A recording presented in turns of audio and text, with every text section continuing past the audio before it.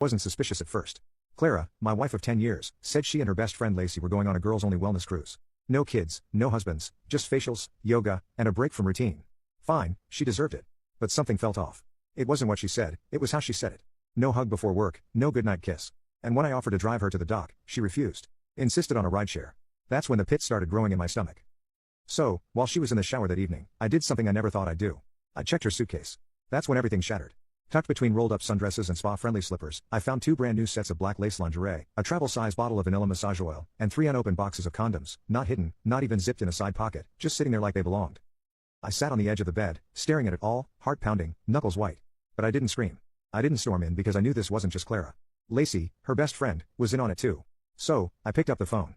Dialed the number of someone who deserved the truth just as much as I did. Rick, it's Daniel. Listen closely. We've got a problem, and I think it's time we solve it together. He asked, is this about Lacey? I said, no, it's about both of them. Meet me at the cruise terminal at 5 a.m. and bring a camera. Rick showed up before sunrise. His face said everything, pale, tight-jawed, eyes rimmed red like he'd barely slept.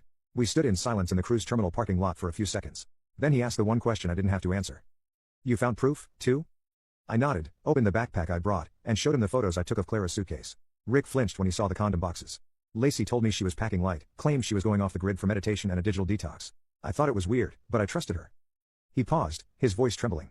She kissed our son goodbye yesterday like she was going on a retreat. I saw the same heartbreak in his eyes that was tearing through my own chest. But we weren't here to cry. We were here to watch them fall. The game plan. We moved fast. Rick booked a last-minute cabin on the same cruise using a different name, a suite 2 decks below theirs. I had already installed a GPS tracker in Clara's suitcase and synced it to my phone. We could monitor her exact location. Rick brought a DSLR with a zoom lens and audio mic attachment. The guy once freelanced as a wedding videographer, so he knew how to shoot without being seen. The goal isn't just to catch them, I said. It's to document everything. We don't confront. We observe. We record. We make them confess, not with words, but with what we already have. Boarding day. We watched from a cafe across the terminal entrance. At 6:12 a.m., the betrayal came waltzing in with sunglasses and smug grins. Clara and Lacey, matching cruise bags, laughing like they were teenagers on spring break. And right behind them, 2 men, not friends, not relatives. Men who looked like they knew exactly what kind of vacation this was. They kissed right there in the terminal. Quick, intimate kisses. Clara's hand trailed down the back of her friend's neck like she was saying goodbye to her boyfriend, not her travel buddy. Rick's grip tightened on the camera, but he kept recording. We got them, he muttered. Now we burn them. Rick and I boarded under aliases. Different decks, different boarding times, but with one shared mission, document everything. Leave emotion behind. Strike when the mask slips. Their room. Clara and Lacey were in Suite 9C. We confirmed it with the GPS ping from Clara's suitcase and a casual glance at the guest manifest displayed on the welcome kiosk. Rick and I stayed on opposite shifts, watching, rotating, texting coded updates like spies with broken hearts. From the upper deck lounge, we had a clean line of sight to the adults-only pool. At 2:37 p.m., they emerged. Clara was in a red bikini I'd never seen before. Lacey wore sheer white with matching sunglasses. And the 2 men, they were there too. Holding drinks, touching waists, kissing, and worst of all, laughing like none of it mattered. The evidence Rick filmed. Clean footage, long lens, zoomed in audio so crisp we could hear Lacey say, I told you he wouldn't check my phone. He still thinks I'm at a yoga retreat. They laughed again. I didn't. Rick didn't. I want to expose her, he whispered. Not just to her friends, not just to family. I want her parents to see this. I want every smug look, every lie she's ever told to crumble. They will, I said, but not yet. The message that changed everything. That night, as I sat in the quiet corner of the ship's internet cafe, organizing footage, editing timestamps, syncing GPS logs, a message popped up on Rick's burner phone, from Clara. Clara? She thought she was texting Rick's real number. Can't believe how easy this all is. Just keep them stupid and loyal. We've got 3 more nights to make the most of it. I stared at the screen. Rick stood behind me. He didn't say a word. He didn't have to. We both knew they weren't just cheating. They were mocking us. The next morning, the cruise hosted a couple's sunset mixer, an open-deck event with music, cocktails, and a photo booth where lovers could take cute pictures to mark the occasion. It was perfect. Clara and Lacey signed up under fake couple names. Their boyfriends, James and Tyler, swaggered in behind them, drinks in hand. Clueless and cocky. You can click on share and more to see if there is a part 2. Final update. My cheating wife planned to go on a cruise with her friend. But when I decided to check her suitcase, I found new lingerie and several packs of condoms. I called her friend's husband and said, buddy, we have bad news. Get ready. We're going to catch our wives red-handed. Part 2. Rick and I arrived 10 minutes later, not just holding cameras, but also a loaded truth, one about to detonate in public. During the build-up, I passed the cruise DJ a USB drive containing a short, cleanly edited video. It included footage of Clara and Lacey kissing their boyfriends, a wide shot of them entering the ship together, the text message Clara sent Rick, Lacey's spa retreat selfie standing beside a half-naked James, and a final shot of the suitcase contents I photographed. He raised an eyebrow. You sure about this? I smiled. Play it when I give the signal. The show begins. Clara and Lacey were tipsy, laughing, clinging to their lovers as if nothing in the world could touch them. Rick and I stepped up to the bar, 2 drinks in hand, calm and focused. Cheers, I said quietly. To the end, Rick replied. Then, I turned to the DJ and nodded. The room went silent. At first, people thought it was part of the event, a funny video montage, until the kisses showed up on screen, until Lacey's fake name glowed on the guest registry overlay, and until the camera zoomed in on the message, just keep them stupid and loyal. Then, the cherry on top, the condom boxes, plain as daylight, laid out beside the red lace lingerie. Gasps, murmurs, phones coming out.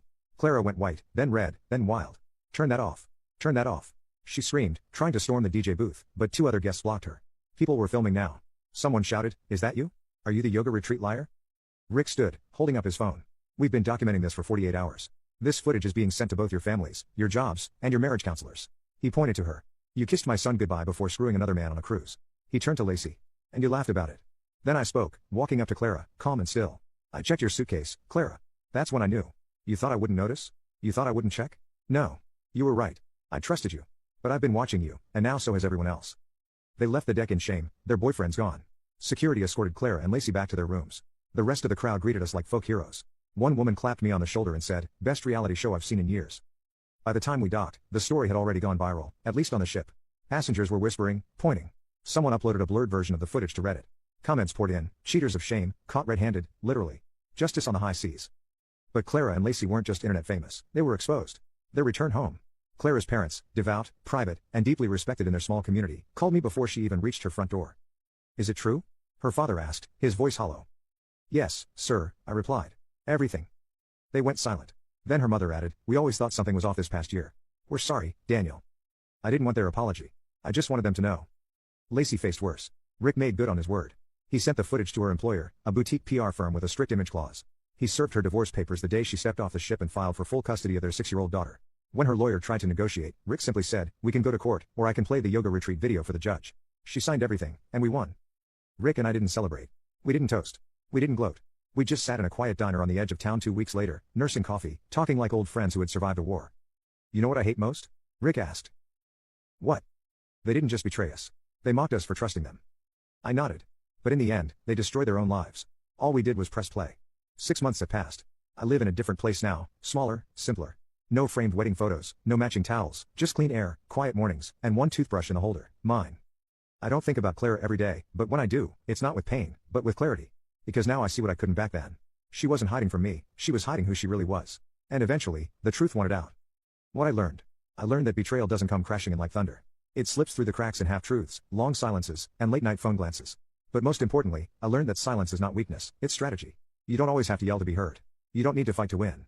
Sometimes the best revenge is letting someone build the rope and calmly watching them hang themselves with it.